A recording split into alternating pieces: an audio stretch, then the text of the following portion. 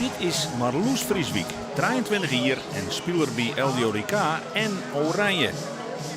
Ze speelt dit seizoen voor het eerst voor LDODK. Haar jongste broer is Julian Vrieswijk, krijgt 20 jaar en speler bij Jong Oranje. Julian begint ons zijn tweede seizoen op een gedik. De oudste broer is Pascal Vrieswijk. Hij is 24 jaar en verhuisde dit seizoen van Blauw-Wit Amsterdam naar DOS 46. Voor het eerst treft hij nou zijn zuske en broerke als tegenstanders in de Korfbal League. Alle treien had korfballen leerd bij SCO uit Alde-Holpeer. Voor Heid en Mem, Evert en Jannie Vrieswijk is het dus een beladen duel, deze derby van het Noorden. Maar ik, Evert en Jannie hebben een korfbalhistorie. Ik ben begonnen bij KV Blauw-Wit, dat is nou KV Heerenveen. Het korfbalveld weer vlakbij ons huis, dus daar ben ik begonnen. Toen heb ik nog 2 jaar bij de Trijhoek spelen en toen ben ik teruggegaan naar SCO. En daar heb ik tot mijn 28e korfballen. Ik heb vroeger eerst hier in voetballen, maar mijn 15 en 16 ben ik overgestapt naar SCO en daar heb ik mijn hele leven korfballen. Ja.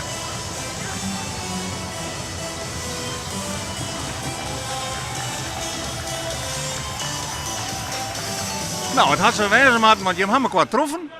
Je hebt een prachtige zin sticht met 3 been. Nou is dat nog net zo uitzonderlijk, maar wat misschien wel uitzonderlijk is. Hoe krijg je het van elkaar om alle 3 been in de Korfbal League en dan ook nog Simmerkwart te krijgen? Ja, geen idee. Soms rint het zo, hè? Ja, Pascal het natuurlijk tot zijn 16e voetballen en is pas op latere leeftijd korfbal ingegaan. Ik ben natuurlijk alle 3 bij SCO begonnen. En op een gegeven moment maakten ze hun eigen keuzes en willen ze hoger op. En ja, dat kon bij SCO helaas net. Dus zij hebben voor zichzelf gekozen om naar de league te gaan.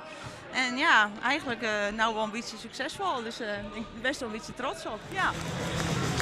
Nummer 18, Julian Vrieswijk.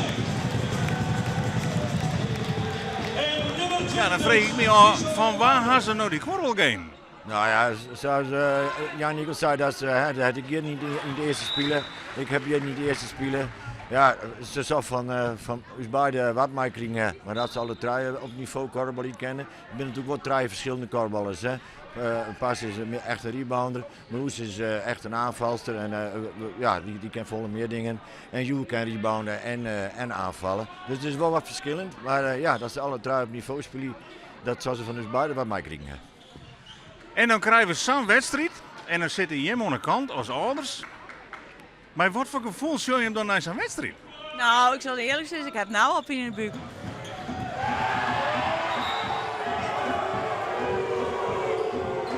Nou, als je op het moment, één ding is zeker, hebben. Dat is zeker. En vanmiddag heb ik een toch van wat verklein met de kant. Dat moet wel een beetje neutraal wezen, hè? Want net wat reed of green. Dus nee, maar goed, het is gewoon een wedstrijd als oors. En dat de beste winnen mag. De grootste angst van Mem is dat Pascal en Julian onder qua koppelen binnen in de wedstrijd. Als ze allebei in een vak komen, dan ben ik redelijk rustig. Maar als ze zin kunnen komen, dan vind ik echt net leuk. Nee. En dan de hamvraag. Waar zal deze derby winnen? Ja, dat is lastig. Want mijn hart zei iets heel anders dan... Ik denk dat LDO kwalitatief beter is, qua dames. Maar mijn gevoel hoop gewoon dat het een leaguespel is.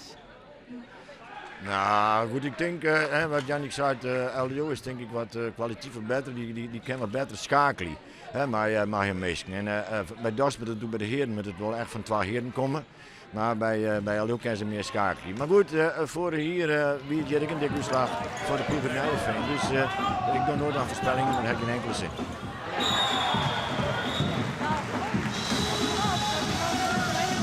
Zegen door Pascal Vrieswijk. Jannie, hoe is het met de Pinebuuk? Nou, iets beter. Nou, ik zie wel dat ze net zin kunnen komen. Dat maakt het voor mij iets makkelijker om naar die wedstrijd te zien. En ik juich gewoon voor beide. Wat verwacht je van de tweede helft?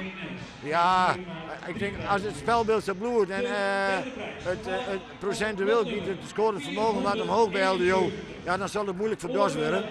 Maar goed, ja, je weet het nooit hè, hoe het erin. Waar had ik zelf losvallen.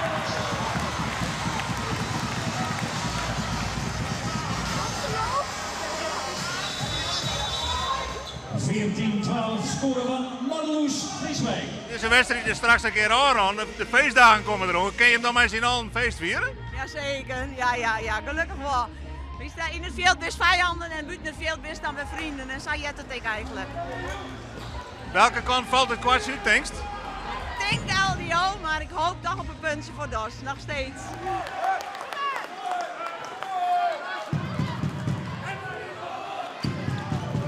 Marloes Frieswijk is in de tweede helft toek.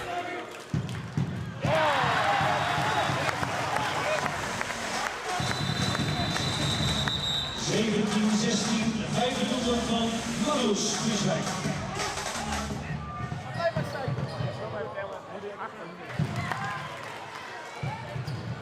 Ze scoort op wichtige momenten en zorgt er mij voor dat LDODK de derby wint met 24-20.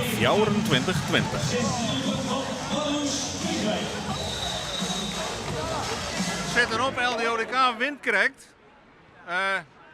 Hoe is het nou met hij? Ja, goed. Ja, zij won en het is goed zo. Ja, Wie een terecht overwinning vond? ja. LDO, ik krijg wat completer. Dus jammer, voor pas. Volgens mij hier die dochter een vrij grote rol, joh, want ik vond hij uitermate sterk, joh. Ja, dank je. Ik moest wel even op gang komen natuurlijk. Ik heb natuurlijk in mijn gevoel best wel veel geschoten in het begin, maar op een gegeven moment gingen de ballen vallen en dat was lekker. Ja, het is natuurlijk een bijzondere wedstrijd, want hij de man bent er uiteraard bij, maar echt niet bij de broers. Hoe is dat voor jou? Ja, wel bijzonder natuurlijk. En normaal speelde ik met Pas samen en nu met Jules, dus nu zijn de rollen omgedraaid, zeg maar. Ja. Ja, het is een bijzondere wedstrijd om tegen broertje en zusje te spelen. En ja, in de derby van het Noorden natuurlijk is het natuurlijk nog steeds beladen. Maar ja, het is gewoon leuk, bijzonder. Komt niet vaak voor, denk ik. Dus ja, een leuke wedstrijd, alleen het resultaat wat minder. Doe mij die zuster Cindy en broer, aparte gewaarwording. Ja, maar wel heel leuk. Vorig jaar wel tegen Pas gespeeld, nog niet tegen Loes. Wel ingevallen, maar ja, nu alleen tegen Pas. Maar wel leuk dat je beide in de hoogste korfbal league zit en dan tegen elkaar speelt. Ja, 12 van de traaien gaan won, Ian had verlen. Krijgt die aansneem wat treezende worden vandaag? Ja, ik jou hem een dikke knuffel. Want het hartstikke goed in. Ik ben heel trots op hem, want hij is wel degene die de minste talent heeft, maar die het meeste trofzettingsvermogen heeft. En ik vind het heel knap zoals hij hier stiert te korfballen en eigenlijk gewoon echt heel goed spelen, Joort. Ja. Maar die hem straks even opvangen? Nee. Ik denk, zij moeten verder, wij moeten verder en het is goed. Nou, een schrale troost. Waarschijnlijk komt dit duel nog een keer, maar dan in Nijeveen, herkansing. Ja, dan gaan we er weer met volle teugen in. En dan gaan we hopelijk staat de stand ook zo en dan winnen wij misschien 20 punten.